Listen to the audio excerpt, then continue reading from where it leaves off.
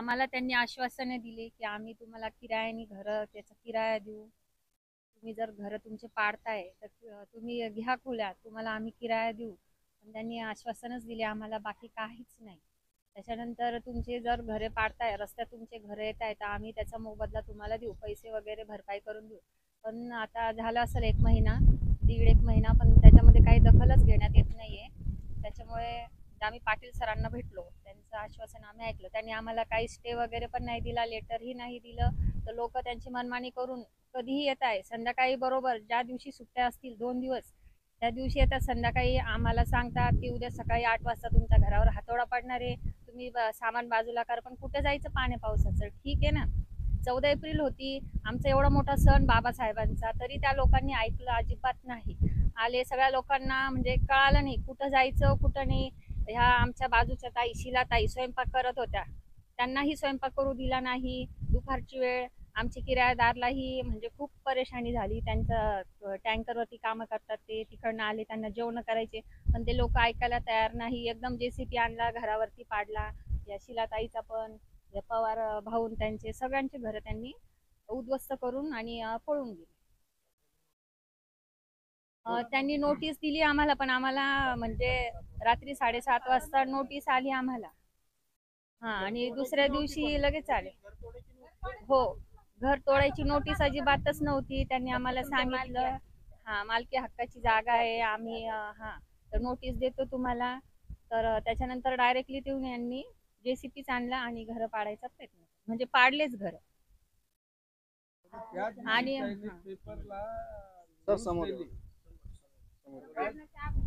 त्या दिवशी त्यांना पेपरला न्यूज दिली की DP रस्त्यावरती जे बी अतिक्रमण असेल ते हटवण्यात येणार नाही म्हणून सनी. आणि आम्ही ते बघितलं तर आम्ही सर्व खुश झालो. बाबा, आम्ही तर DP रस्त्यावर नाही, आमची मालकी हक्काची आहे, पण आम्ही खुश झालो. आणि 1 तासाभरात ते येऊन सनी घर आमचे पाडून गेले. एप्रिल पण होऊन नाही दिली. आमचा सण बी होऊन नाही दिला ताई.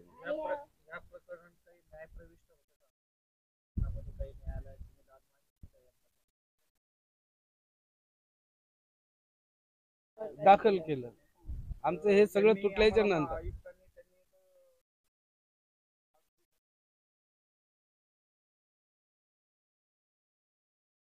कोणत्या जागेचा काय करून देऊ शकतो त्याबद्दल तुमची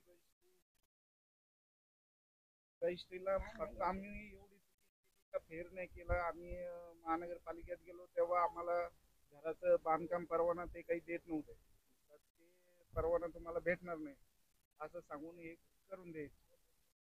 आतापर्यंत तसंच करत आले, हे सगळं इलिगल आहे. म्हणजे कोणी बी असं परवाना काढलेला नाही कोणत्याच घराचा. कारवाई करतात ते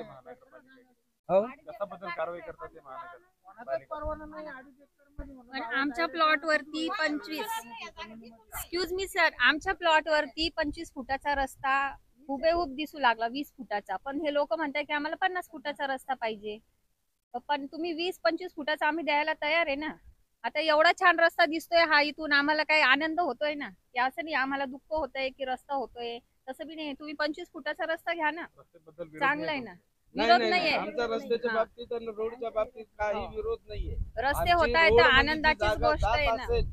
ते आमची 1 फुट असो, 2 फुट असो की 5 फुट असेल, जी जागा जात असेल तेवढा आम्हाला मोबदला मिळावा, बस हीच आमची इच्छा आहे, बाकी काही नाही. आम्हाला हेच कॉर्पोरेशनला बी हे सांगणं आहे की आमच्या जागेचा मोबदला आम्हाला द्यावा, बस बाकी काही नाही. आम्हाला विरोध नाही कोणत्या गोष्टीचा. सुभेदारी गेस्ट हाऊसला संजय शिरसाट त्यांना भेटलो.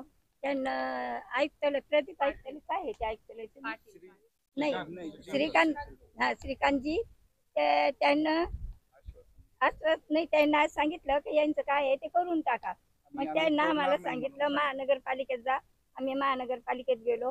तिथून त्याने काय सांगितलं, पाटीलला भेटा. ते श्रीकांतजीला भेटून नाही दिलं आम्हाला. आम्ही तिकडे गेलो, त्या पाटीलनं लगेच आम्हाला उडवूनच दिलं. मग आम्ही त्यानं उडवून दिलं, म्हटलं आपण जायचं कोणाकडे. त्यामुळे आम्ही सरळ कोर्टात गेलो. सरळ आम्ही त्याच्यासाठी कोर्टात गेलो. मग आम्हाला कुठलाही हे नाहीये ना. माझं सोलता सोमनाथ दाभाडे. सोमनाथ हिरामन दाभाडे. सारिका नितीन दाभाडे.